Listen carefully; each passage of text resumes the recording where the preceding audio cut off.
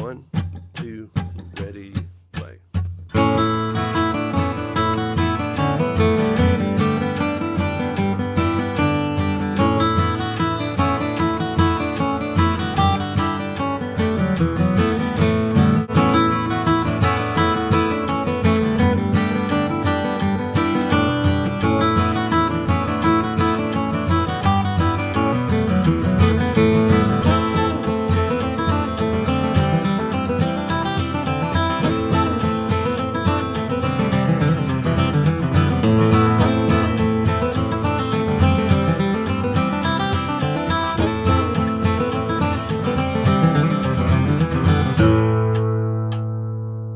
Seeing in the video is me improvising one time through, no fixes, and the point is me not trying to impress anybody, but really have these deep conversations about how I improvise. And we have in our advanced curriculum lots of lessons and videos and video exchanges in the Video Exchange library with regards to improvisation, and it is kind of an end goal for most of us that are flat picking. And I always kind of put it like a responsibility of somebody getting into this guitar style that, you know, that's what our heroes have done, is define themselves, look for their own voice.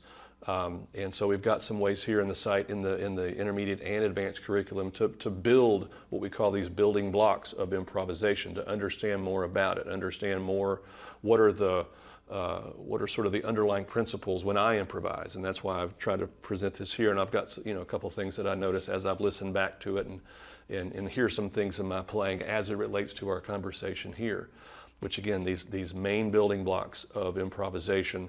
Fretboard fluency, I recognize in Cattle in the Cane, we start in this key center of A major, which is also, because of the G chord, kind of more of an A mixolydian.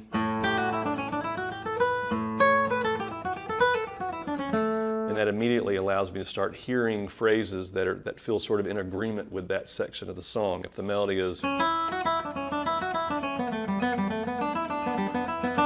know, if I take that same basic group of notes, you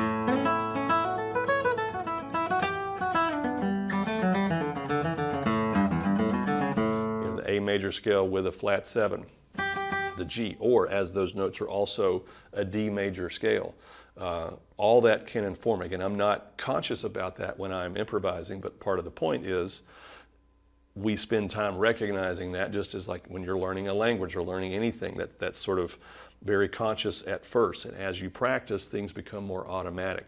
And these are helpful because, again, it allows us to just focus more on what we hear. That's that other, or one of the other main building blocks of improvisation, is really listening and reacting, not thinking, not wondering where the next C sharp or G note is on the fretboard, but trusting that through the work that we have done, that automaticity, just like when you learn a language. You're fluent in that language. We build more fretboard fluency. And the other thing that we're talking about here too is this song, recognizing things about the song, recognizing things about the melody, that core essential sequence of notes that kind of defines this tune.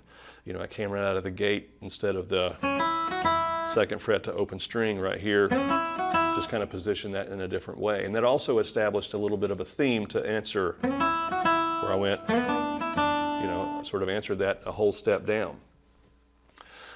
So that's all working together, me listening, reacting, informed and supported by this sort of background that really is a deep song understanding. This song is internalized with me. I know where I am in the structure. I don't have to guess. I feel fluent on the fretboard. That allows me to improvise, as you see here. A couple other things that I noticed just in this specific performance is, I guess if there's a theme here into our improvisational practice videos, where we talk about challenging ourselves to just hear the chord. I wouldn't call this so much of a kind of a melodic variation, but more of a interpretation of the structure and the chords, with a little bit of that melody thrown in here. But it's a lot of just chordal sort of exploration. Again, I think that's one of the themes of this song for me, is the key center of A major, as it kind of pivots back and forth with A and G, and then in the B section, A minor. So I feel like that's kind of what I'm featuring here. As an extension of that, when I go to A major, that more modal sound, and I go to G, I can that end, or the last time through the G in the second half, you heard me hit a low E. That kind of superimposes this idea of E minor over G. Again, not that I'm conscious about this, but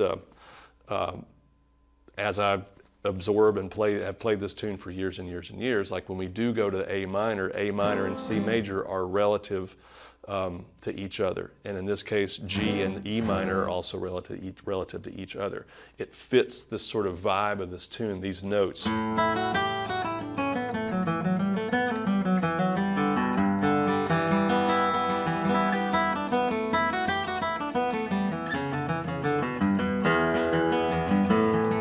All that kind of feels like the same energy, like the same sort of color palette, if you will. Very complementary. So, great song to play, kind of a modern classic in our jam repertoire. See it showing up more and more these days. And some good classic recordings to reference as well. So enjoy playing this tune.